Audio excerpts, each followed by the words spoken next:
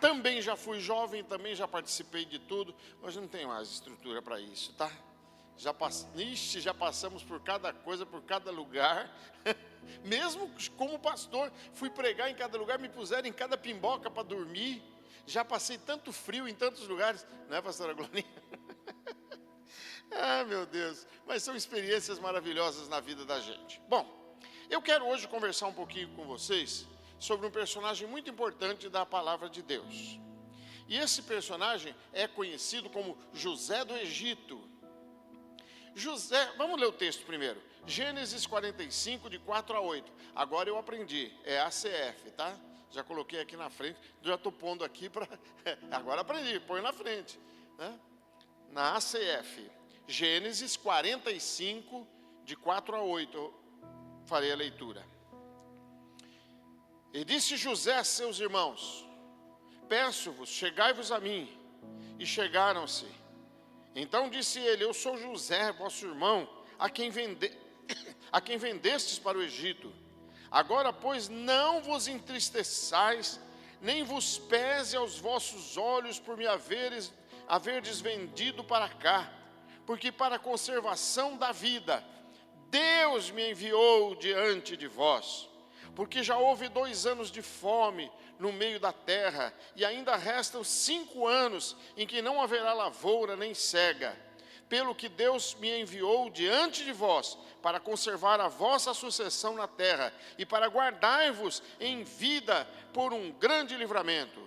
Assim não fostes vós que me enviastes para cá, senão Deus, que me tem posto por pai de Faraó, e por senhor de toda a sua casa, e como regente de toda a terra do Egito. Senhor, nós louvamos ao teu nome pela tua palavra, lâmpada para os nossos pés, luz para o nosso caminho. A tua palavra que é o poder de Deus para a salvação daquele que crê. Dê-nos graça, dê-nos bênção, dê-nos sabedoria, Senhor, para que nós compreendamos e a cada passo que nós veremos nesse texto, em nome de Jesus. Amém. A história de José é uma história contagiante. É a história daquele menino que foi vendido por seus irmãos, foi injustiçado, foi para o Egito, ficou preso. Depois ele interpretou os sonhos de Faraó. Eu vou falar depois de cada coisa dessa aí, em separado.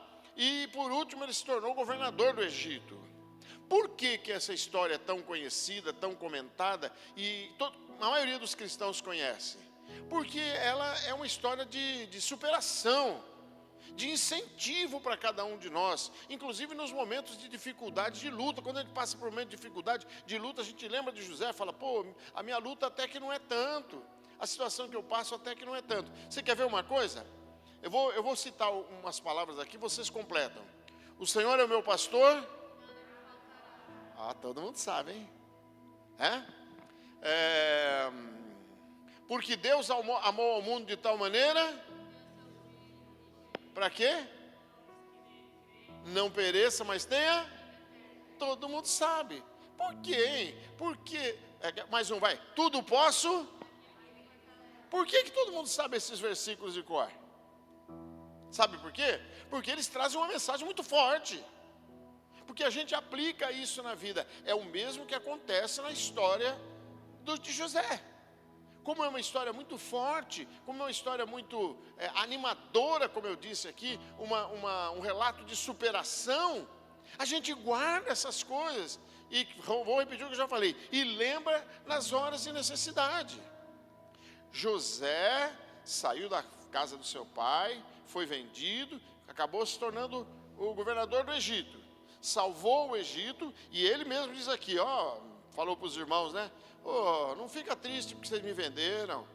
Eu não estou triste, eu estou feliz porque foi para a salvação de vocês mesmo que eu fui vendido.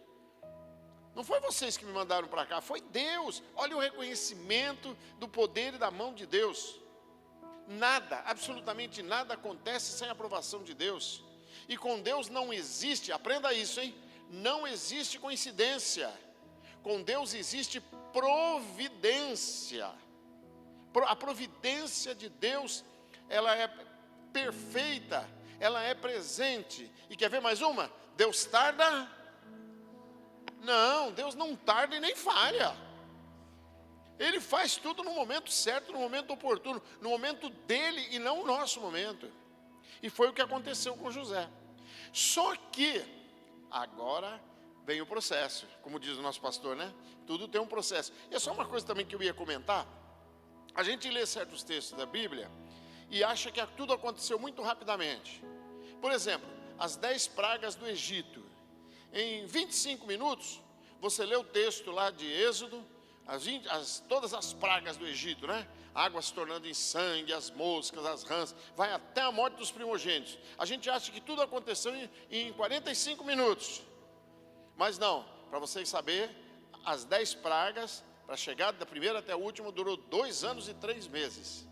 A história de José, para ele chegar, nossa, José chegou a governador do Egito. Em 10 minutos a gente lê o texto, a gente fala assim, nossa, que maravilha, em 10 minutos ele chegou lá. Não foi. Ele foi vendido pelos seus irmãos aos 13 anos de idade. Aos 30 anos, ele tornou-se governador do Egito. Portanto, demorou 17 anos. 17 anos. O mesmo tempo em que Jó ficou doente em cima de umas cinzas. Jó não ficou doente, leproso, em cima de um monte de cinzas? 17 anos, segundo o Dr. Tenney, de 13 a 17 anos. De 13 a 17 anos, Jó permaneceu naquela situação. Ele demorou 17 anos. É todo um processo.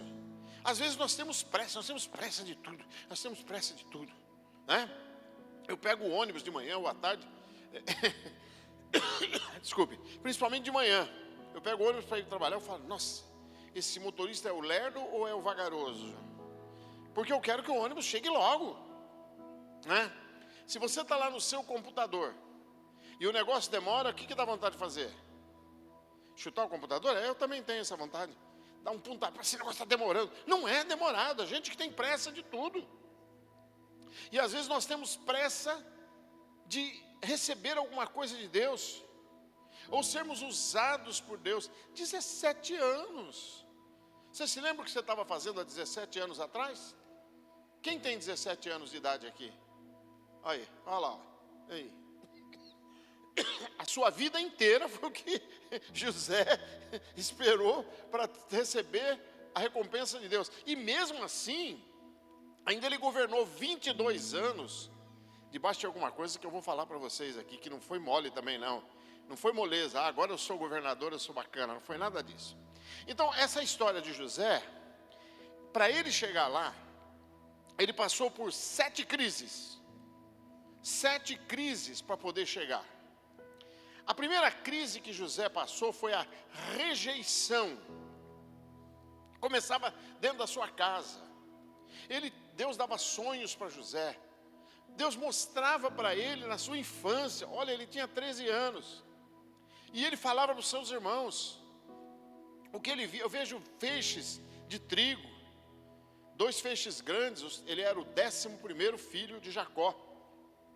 O 12º era Benjamim. Eu vejo os feixes de trigo, e o meu feixe de trigo no meio, e todos se abaixando, inclusive os grandes.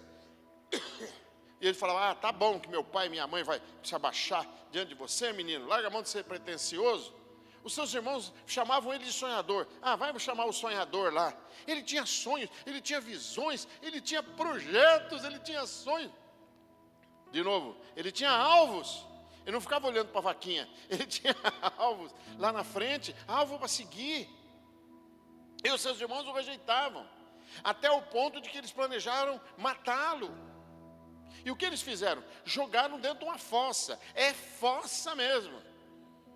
Na nossa Bíblia, gentilmente colocaram um poço, mas não era não. Eu preciso dizer para vocês o que tem dentro da fossa? Não, é melhor não, vai, passa essa parte você passa. Aí um deles lá falou assim, nossa, mas dá dó, né? Ele vai morrer lá naquele fedor. Vamos tirar ele de lá. Aí passou uma caravana de egípcios, ele falou, vocês não querem comprar um escravo? Nós estamos vendendo. Pô, nós tiraram, devem ter dado uma limpadinha no rapaz. Vendendo, os seus irmãos o venderam. Ele passou por rejeição. Agora eu quero dizer para você que alguma dessas fases aqui, dessas 7 fases, você já passou ou está passando. Pode ser até que você faça essa sequência toda até receber a promessa de Deus na sua vida, a bênção de Deus na sua vida. Pode até ser. Espero que não. Mas em alguma dessas fases que eu vou citar aqui, você passou. A primeira foi rejeição. Ele foi rejeitado pela família, pelos próprios irmãos. Seu pai não, seu pai o amava.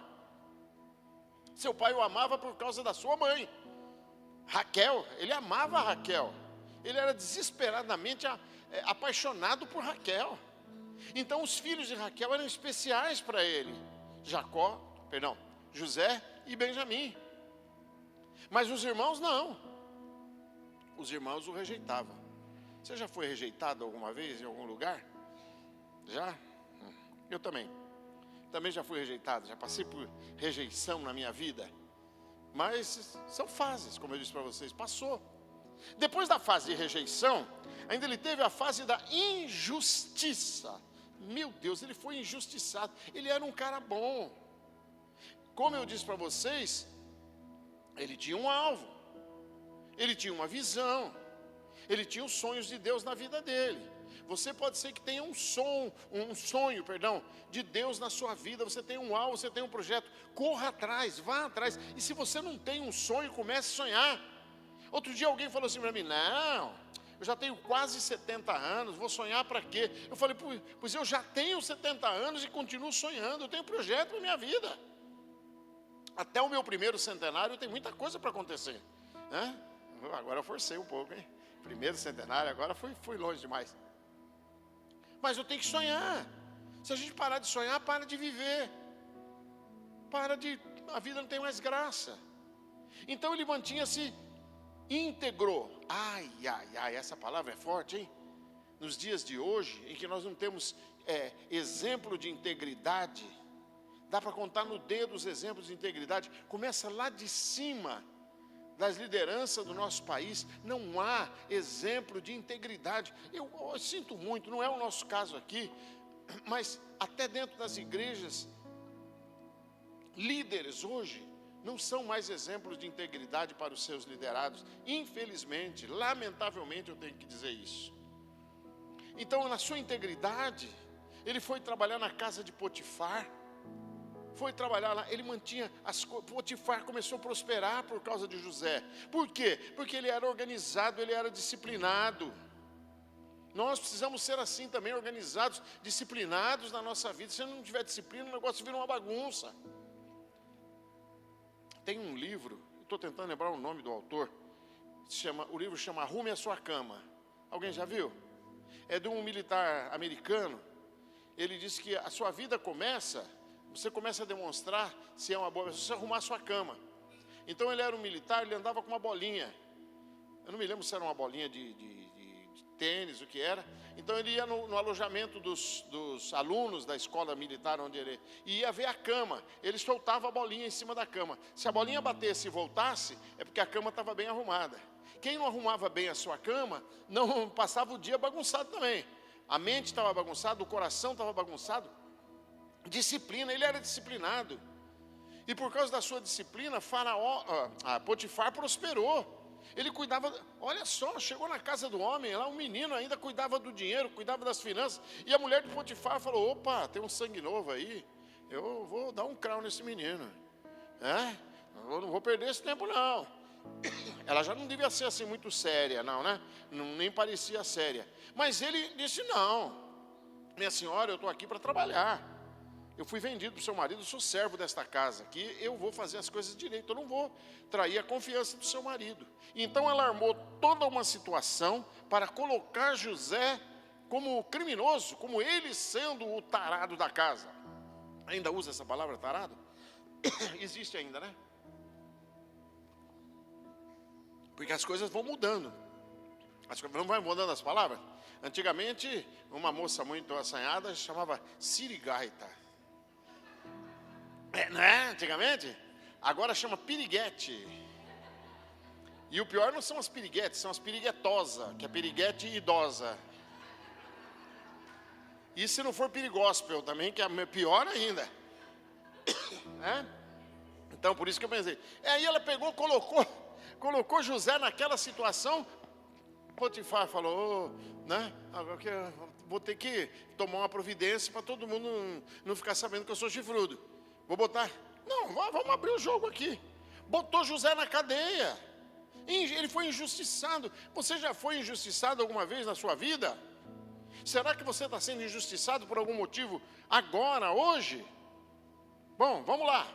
E aí ele está na cadeia. Ele está na cadeia e foram presos o copeiro e o padeiro do rei. E os dois sonharam, tiveram um sonho. O padeiro disse assim: eu sonhei essa noite que eu fiz pães maravilhosos para o faraó. E eu enchi a bandeja de pães, e quando eu ia levando os pães, as aves do céu vieram e comeram os pães, e eu não tinha o que entregar. E o copeiro falou: não, eu também sonhei que eu estava enchendo as taças de faraó, levei as 3 taças para ele, ele bebeu tudo. Aí José falou: eu vou interpretar o sonho, você que sonhou com as taças, você vai ser reconduzido para o seu trabalho. Agora, você que levou o pão, daqui 3 dias você vai ser morto. E aconteceu. Foi enforcado o padeiro e o copeiro voltou. Aí ele falou para o copeiro: agora você lembre de mim quando você estiver lá. Lembre-se de mim, não vai esquecer de mim não. E o que aconteceu? Terceira fase, esquecimento. Ele foi esquecido, mesmo quem ele ajudou. Ele deu a mão, ele orientou o cara, ele contou a vida do cara, ele interpretou o sonho, e ele ficou mais 2 anos na prisão, no completo esquecimento. É claro que, como ele era disciplinado, organizado, focado, ele também começou a trabalhar dentro da prisão. Ele era querido dos carcereiros. Acho que falavam assim: esse moço não merecia estar aqui, então vamos lá, vamos fazer alguma coisa aqui. Eu me lembro quando eu estava na Força Aérea Brasileira, vocês não eram nem nascidos ainda, a gente fazia manutenção de armas no Carandiru, lá no Carandiru. Então tinha um arsenal lá no Carandiru, e os técnicos da aeronáutica que iam fazer a manutenção, limpeza de armas. E um dos sargentos que foi lá, foi recebido por um senhor muito elegante, uma roupa bonita assim, os bolsos aqui assim, tipo safari, que chamava antigamente aquele tipo de roupa. E o homem atendeu ele gentilmente, levou os sargentos lá para, é tudo sargento, né? Sargentos lá para mexer nas armas e tudo, e começaram a conversar, e ele trouxe lá um café, e ele trouxe lá um lanchinho para os sargentos e tudo, e eles começaram a conversar, e o homem sentou. No final da tarde, ele disse assim: vocês vão terminando aí, eu tenho que ir embora, né? O senhor trabalha aqui? Não, eu sou detento. Eu sou preso aqui, eu vou cumprir 30 anos aqui dentro, né? Mas eu tenho um bom comportamento, então me puseram para trabalhar aqui com as armas. Trabalhar com as armas era um bom comportamento mesmo. E ele voltou para a cela, e os sargentos terminaram o serviço e foram embora. José foi colocado ali, viram nele alguma coisa boa. Ele ajudava lá na cadeia. Eu não sei o que ele fazia, mas ele fazia alguma coisa. Ele não ficava restrito a uma cela. Mas esqueceram dele lá. Esqueceram. Ele ficou, estava trabalhando. Até o dia que quem sonhou agora foi o faraó. O faraó teve um sonho assim, terrível. Ele sonhou que ele estava à beira do Nilo. O Nilo para os egípcios era considerado quase um deus, que é a água. Quando o Nilo enchia, irrigava toda a terra, eles tinham plantação, tinham comida, tinham gado, né? O Nilo era importantíssimo para ele. E ele disse: eu estava à beira do Nilo, e do Nilo saíram 7 vacas gordas, bonitas, igual aquelas da Cláudia lá na cerca, aquelas vacas, aquelas vacas criadas assim, gordas mesmo. Atrás delas vieram 7 vacas magras de dar dó, tão magras que mal conseguiam se mover. Mas as vacas magras engoliram as vacas gordas. E o faraó acordou assustado, e disse que ninguém chamou os sábios do Egito, chamou os entendidos, chamou os encantadores, chamou todo mundo, ninguém sabia interpretar o sonho. Aí o copeiro falou assim: ô faraó, dá licença aqui, deixa eu falar um negócio um particular com o senhor aqui. Lembram 2 anos atrás, quando eu dei um furo aqui, o senhor me mandou para a prisão? Ele 4, lembra? Então, tinha um moço preso lá, um dos filhos dos hebreus, ainda não eram hebreus, né? Um moço que está lá na prisão, e ele interpretou o meu sonho e o sonho do padeiro.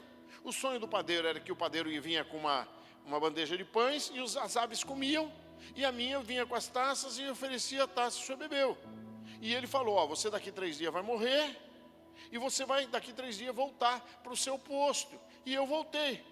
O faraó disse, então faz o seguinte, manda buscar, já que ninguém conseguiu interpretar o meu sonho, já que ninguém conseguiu interpretar isso que passou na minha noite aí, que me incomodou o sono e está me incomodando agora, porque eu não sei o que significa, chama esse moço. Então vem aí a 4ª fase na vida de José, responsabilidade. Quando finalmente ele foi lembrado, ele foi chamado para comparecer diante de Faraó, que era a pessoa mais importante do mundo naquele tempo, para interpretar um sonho. Você já pensou a responsabilidade? Ele podia parar que nem o padeiro, na forca. É ou não é? Ou então, não acontecer nada, ele voltar. Ele era um moço muito espiritual. Eu quero crer que mesmo lá na cadeia, ele tinha intimidade com Deus, porque se não tivesse intimidade com Deus, Deus não falaria com ele, Deus não teria dado aqueles sonhos para eles lá aos 13 anos de idade, 12, 13 anos de idade. Ele tinha intimidade com Deus, ele aprendeu com seu pai, como era importante ter intimidade com Deus. Olha aí os jovens o que falaram aqui, intimidade, gente, nós precisamos ter intimidade com o pai, de ouvir o que Deus está falando. Você já pensou se Abraão não tivesse intimidade com Deus? Deus falou para ele, sai da tua terra, do meio da tua parentela, da casa dos seus pais, vai embora para onde eu vou te mandar, e ele foi. E se ele não tivesse intimidade com Deus? Primeiro, ele nem ouviria a voz, e se ouvisse uma voz, poderia não ser a voz de Deus. Você já pensou se Abraão, quando ouviu a voz de Deus que falou, ó, pega o teu filho Isaque, o teu único filho, vai lá e sacrifica para mim, e ele foi sacrificar. Ele tinha intimidade com Deus, ele ouviu a voz de Deus, ele ouviu a ordem de Deus, e já pensou se não fosse a ordem de Deus, ele tinha cortado o pescoço do filho. Mas ele tinha intimidade. José, pelo que nós vemos aqui, ele tinha intimidade com Deus, porque a sabedoria de Deus estava na cabeça dele. E ele falou assim, olha, Faraó, pensou um pouco, né? Imaginou um pouco, ouviu, esperou Deus colocar aquilo. Eu não sei também se ele deu a resposta na hora. Pode ser que ele falou, o senhor me dá um tempinho aí para eu meditar, para eu orar, qualquer coisa do gênero? O senhor me permite que eu vou me preparar para dar a resposta? Eu tenho a resposta, fique tranquilo que eu tenho a resposta, mas eu tenho que me preparar primeiro. Pode ser que ele voltou no dia seguinte com a resposta, eu não sei. Como eu disse para vocês, a gente acha que tudo aconteceu em 3 minutos, mas às vezes não, às vezes tem toda uma preparação, vai tudo em câmera lenta, né? Ele chegou lá e falou, pronto, ó, já tenho a interpretação. E o faraó falou, vai, desenvolve. O que é? O que está acontecendo? Ele disse, ó, primeiro, as 7 vacas gordas que o senhor viu subindo do Nilo, são 7 anos de fartura sobre a terra do Egito. Vai ter muita fartura, vai ter muita comida, vai ter muita colheita, vai ter muita coisa boa nessa terra do Egito. Contudo, as 7 vacas magras que saem do rio e engolem as gordas, são 7 anos de escassez, de miséria, de fome, e a fome vai ser tão grande que vai acabar com o que os primeiros 7 anos produziu. É isso que vai acontecer. Esta é a interpretação do sonho. E agora, olha como eu disse aqui, a responsabilidade. Ele pega e sugere para o faraó, olha, eu quero fazer uma sugestão aqui, eu posso? Vocês lembram que eu falei para vocês que ele era focado, disciplinado, organizado? Por que o senhor não faz aí uma reserva, né? Faça uma reserva, o senhor tem que ter uma reserva. Eu aprendi com José a ter uma reserva de emergência, viu? Eu tenho uma reserva de emergência, e essa semana já precisei lançar a mão da minha reserva de emergência. E se eu não tivesse? Ai, pastor, isso é bobagem, eu não preciso de reserva de emergência. Então eu vou contar para você, geladeira de cristão também queima, pneu do carro do cristão também estoura, é ou não é? Cristão também escorrega, quebra a perna. Ninguém está livre, você tem que ter alguma coisa para sua emergência. Ele falou, faça uma reserva de emergência. Guarde comida, guarde tudo que for possível guardar, que não estrague. E depois dos outros 7 anos, o senhor fornece essa comida. Aliás, se o senhor tendo a comida, o senhor vende. O senhor não é rico? O senhor vai ficar mais ainda. Vai ficar mais rico ainda, porque o único que vai ter comida sobre a terra, atenção, não é o Egito que vai estar em fome, é a terra toda. Não haverá chuva, não haverá colheita, não haverá plantação nem colheita. Então, o senhor vai ter comida para fornecer para o resto do mundo. O faraó pensou assim, não, ó, viu só a responsabilidade dele? Não só de interpretar. E ele não podia ter margem de erro, a interpretação dele tinha que ser correta. E aí Faraó fala assim, e agora? Não, o negócio é interessante, mas como é que eu vou? Eu não tenho ninguém aqui no Egito preparado para isso. Eu não tenho ninguém assim que tenha condições de fazer isso assim com tanta organização que nem você está falando. Olha eu aqui, ó. Manda eu. Não foi assim, né? Então o Faraó falou, não, eu ponho você então. Vou pôr você responsável por isso. Ponho você como governador de toda a terra do Egito. Opa, olha só. O cara que estava preso, o cara que estava lá na fossa. Começou lá na fossa. O cara que era desprezado pelos irmãos. Agora o rei está falando para ele, o faraó está falando para ele, você vai ser governador. E aí você vai organizar esse negócio. E então ele assumiu essa posição. Botaram um anel de ouro no dedo. O cara estava na cadeia, agora está com um anel de ouro. O cara agora está vestido com roupas de marca, de grife. Que coisa, olha para mim aqui. As viradas que Deus dá na vida da gente. Teve uma época que eu estava trabalhando em Araçatuba. Eu não tinha um tusto furado no bolso. Gente, eu estava com fome. Eu vou ter que falar isso. Eu estava com fome em São Paulo. Meu dinheiro dava para comprar 2 esfirras do Habib's, que era mais barato ainda. E a pessoa para quem eu trabalhava mandou um jato me buscar em Araçatuba para ir até São Paulo, tá? E o carro estava no aeroporto me esperando. Falou, ó, você vai lá na agência, pega o carro, vem para cá, o carro já está no seu nome, tanque cheio. E eu fui lá, tudo bonitão, ó, andando de jatinho até São Paulo. Fui fazer as coisas, no dia seguinte o jatinho me levou de volta e eu só tinha dinheiro para comer 2 esfirras. Hein? Com as viradas que Deus dá na vida da gente, as coisas que Deus faz com a gente é coisa impressionante. É coisa impressionante, é de ficar assustado. É como quando nós estávamos em Campos do Jordão e do nada uma pessoa disse, não, vocês vão vir para Sorocaba, vai voltar para Sorocaba, eu vou arrumar uma casa para vocês, vocês vêm para cá. E as coisas aconteceram tão rápido, eu aluguei uma casa aqui, fiquei só 3 meses, porque eu comprei um apartamento. E sabe quanto eu tinha de dinheiro no bolso? Nada. E eu comprei, e está quitado, escriturado, como diz o sorocabano, paguinho. Está paguinho o apartamento, escriturado. Coisas que Deus faz com a gente. Olha o que Deus está fazendo com José. Agora ele é governador. Então agora começa a 5ª fase da vida dele, a fase de preparação. Olha o que José teve que fazer. Agora, você não sabe, você não interpretou o sonho? Agora você tem que planejar o que você vai fazer. Irmão, quando Deus começar a te abençoar, planeje a sua vida, planeje o seu futuro. Não faça nada no sopetão. Eu fui superintendente regional, de região com 30, 40 igrejas, com mais de 100 pastores sob meu comando. E eu via tanto assim, o cara lascado, endividado. Por quê? Eu comprei um negócio pela fé. Que fé? Que fé?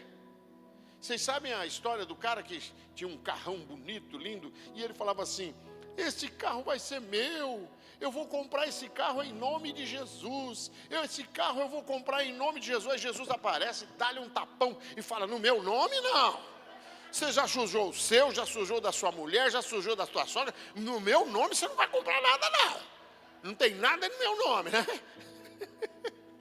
Em nome de Jesus. Que nome de Jesus? Eu vou comprar isso aqui pela fé. Sai fora, só compre se tiver dinheiro.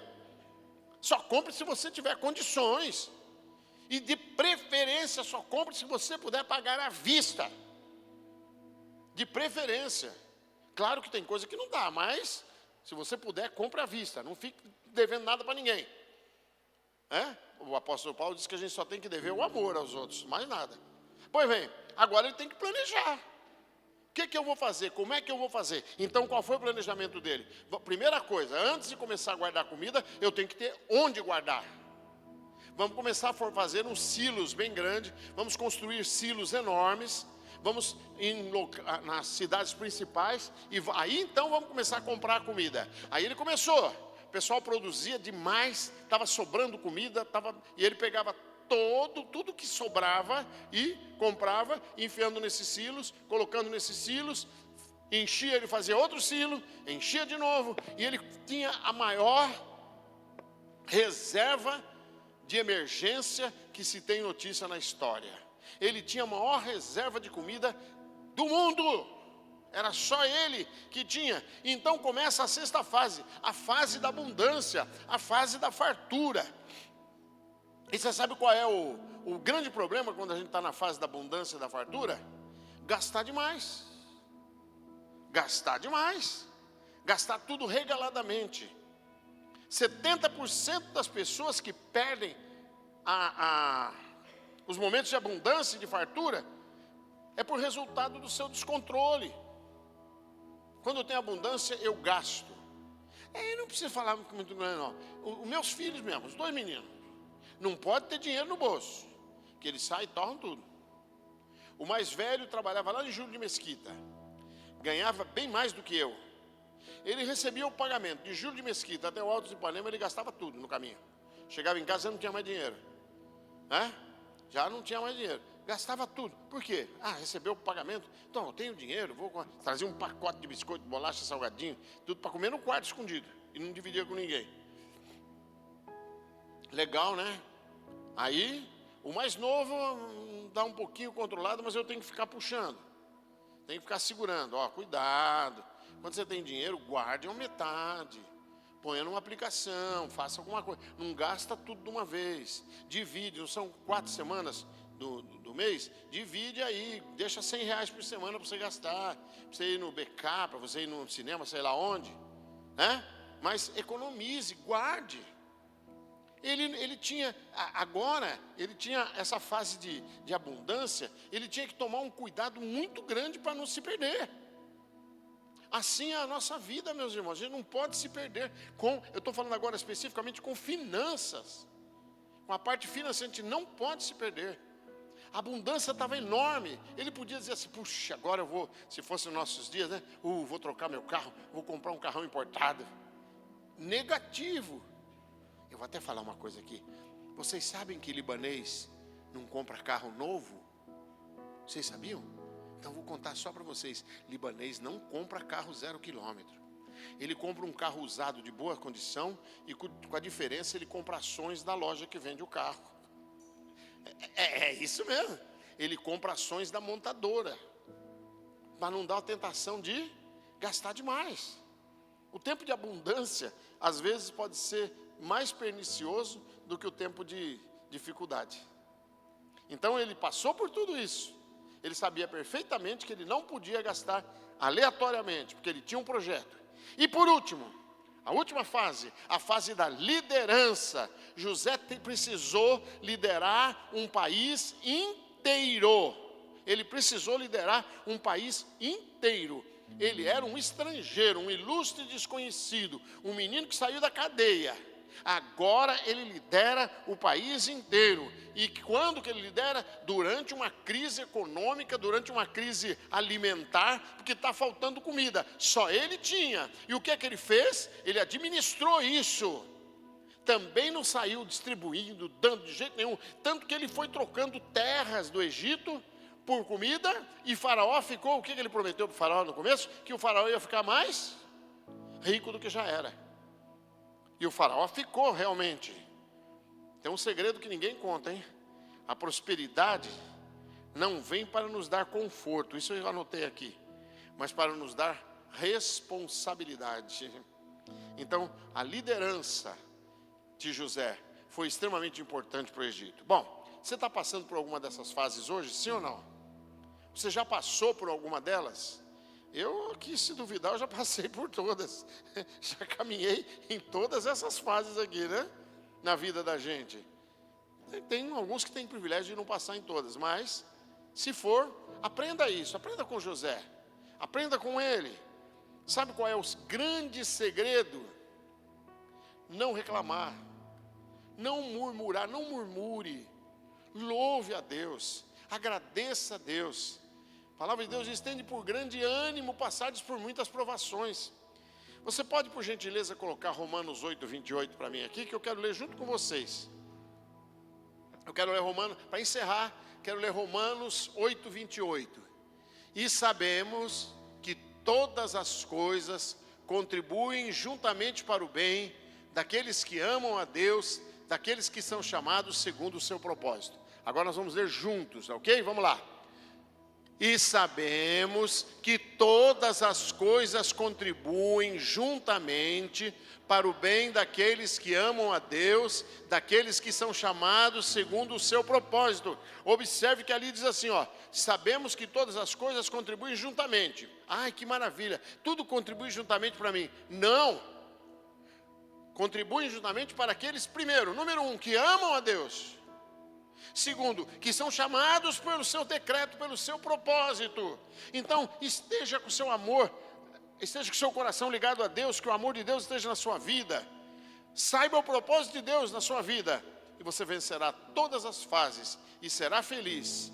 Durante os 22 anos que ele liderou o Egito, ele teve muita responsabilidade, ele teve muito trabalho. Ele talvez tenha passado por várias dessas coisas novamente, mas ele venceu, ficou na história.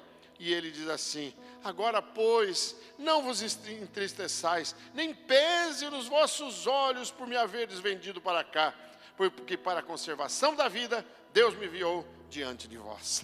Aleluia. Ele ainda tem uma lição de moral e espiritual para os seus irmãos. Amém? Vamos orar?